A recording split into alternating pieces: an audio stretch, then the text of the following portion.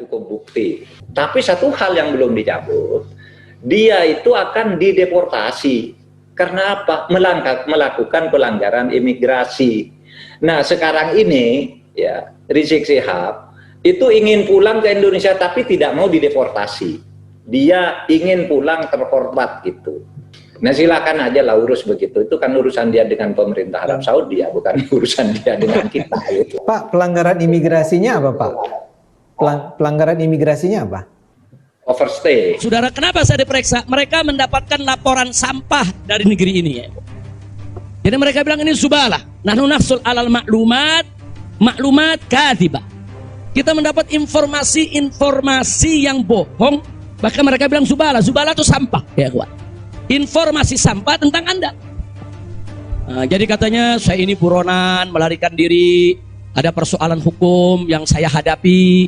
Saya ini katanya red notice. Kemudian ada lagi yang mengatakan kalau saya ini saudara orang politik yang selalu bikin keributan di mana-mana, nanti bahaya untuk keamanan Saudi. Nah, ini laporan-laporan semacam ini. Saya tidak mau menuduh siapa yang melapor si A atau si B atau si C ya kawan. Tapi ini ada. Dan ini bukan laporan dari orang biasa. Kalau laporan dari orang biasa, saudara nggak bakal dihiraukan oleh pemerintah Saudi. Ini tingkat negara. Ini bukan tingkat RT, bukan tingkat RW. Ini tingkat negara. Negara Saudi mendapatkan laporan. Berarti yang memberikan laporan ini, saudara, ini tingkat tinggi juga. Nah, tapi ala kulli hal semua kita buktikan. Mereka bilang, apa betul? Anda ini punya kasus hukum. Ada 2 kasus hukum. Satu di Jakarta, satu di Bandung. Saya katakan kepada mereka, saya tidak punya kasus hukum. Mana buktinya? Saya punya SP3. SP3-nya saya terjemahkan ke dalam bahasa Arab. Kayaknya dalam sejarah nggak pernah ada SP3 diterjemahkan ke dalam bahasa Arab. Sebab kalau saya serahkan SP3, ya tentu kan polisi di sana nggak paham, intelijen di sana nggak paham apa isinya, apa maksudnya. Kita terjemahkan dalam bahasa Arab. Kita buat dokumen resmi, terjemah resmi. Jadi saya katakan tuduhan apa yang Anda dapat dari pemerintah Indonesia? Oh, Anda ini melarikan diri dari Jakarta karena ada kasus hukum. Saya tunjukkan, ini SP3. Silakan Anda baca. Begitu mereka baca, mereka kaget. Oh, ini kan hukum sudah selesai. Kenapa kok masih dilaporkan Anda tetap bersalah? Jadi pemerintah Saudi sendiri yang menilai ya. Nah, kemudian yang kedua, waktu kasus Bandung, saya bilang juga udah nggak ada perkara. Punya SP3, saya terjemahin lagi SP3-nya. Saudara. Nah, terakhir mereka bilang katanya Anda ini dikejar-kejar badan intelijen dari negara Anda. Saya bilang enggak, saya nggak punya persoalan dengan badan intelijen. Oh, tapi ini ada laporan. Anda bisa buktikan kalau Anda tidak punya permasalahan dengan badan intelijen Indonesia. Punya. Loh, apa buktinya? Saya punya dokumen perjanjian antara saya dengan badan intelijen negara Indonesia. Saya terjemahkan lagi dalam bahasa Arab. Resmi di situ, saudara. Dan dokumen ini kan belum saya buka ke masyarakat ya, ikhwan. Saya pikir nggak ada perlunya saya buka ya, ikhwan, kecuali kalau darurat saya tunjukkan. Mereka kaget loh. Anda punya perjanjian begini bagus dengan negara, Anda tidak punya masalah. Kok dilaporkan macam-macam?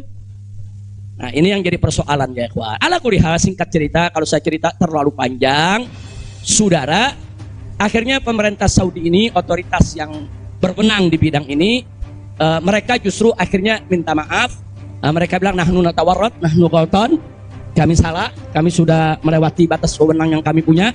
Kami minta maaf karena memang ini kesalahan dari informasi yang kami terima. Nah, jadi supaya Anda tahu, akhirnya mereka tidak mengganggu kita sama sekali. Nah, bahkan terakhir bukan lagi persoalan bayang safar, jangan kita deportasi. Saya ditawarkan, Habib, Anda mau pulang besok ke Indonesia atau Anda mau tinggal di sini selamanya? Silakan. Maka itu pada malam Ahad, Sabtu malam Ahad, sebelum saya pulang, saya ke Riyadh, saya diundang resmi ke Riyadh. Saya diundang resmi ke Riyadh, saya ketemu petinggi di sana ya, kawan. Mereka tawarkan mau tinggal di sini, kita berikan iqamah, kita berikan izin tinggal, masuk umur hidup pun boleh. Silakan Anda memutuskan. Enggak, saya enggak punya persoalan sama pemerintah Saudi, ya, kawan. Jadi bohong kalau ada yang bilang saya punya persoalan. Jadi makanya kalau pejabat tuh jangan sembarang bicara. Kalau mau bicara tuh mesti punya data dong. Masa pejabat bicara nggak pakai data? Kalau nggak pakai data, pedagang kopi di warung-warung, ya kan dagang kopi di warung nggak pakai data. Ada kopinya seduh, pakai gula, selesai kasih. Kira-kira jelas gak? Ini kalau pejabat tingkat negara harus punya data ya kawan, nggak sembarangan. Tapi baiklah, kita bagian akhir. Jadi begitu mereka sudah tahu itu semua, semula saya mau dibikinkan bayan safar. Bayan safar itu exit permit, saudara. Nah, bayan safar itu ada dua. Ada izin keluar Saudi, saudara, karena orang melakukan pelanggaran. TKI yang melarikan diri dari majikan, atau umpamanya ada tenaga kerja yang melakukan pelanggaran pidana, mencuri, berkelahi, atau membunuh saudara. Nah, mereka-mereka ini kalau diusir dari Saudi itu namanya deportasi dengan bayan safar. Tapi ada juga jenis bayan safar lain. Nah, seperti apa? Seperti orang yang mendapat suaka politik, itu kan perlindungan. Atau seperti orang yang dicekal politik, seperti yang saya alami, itu bukan pidana.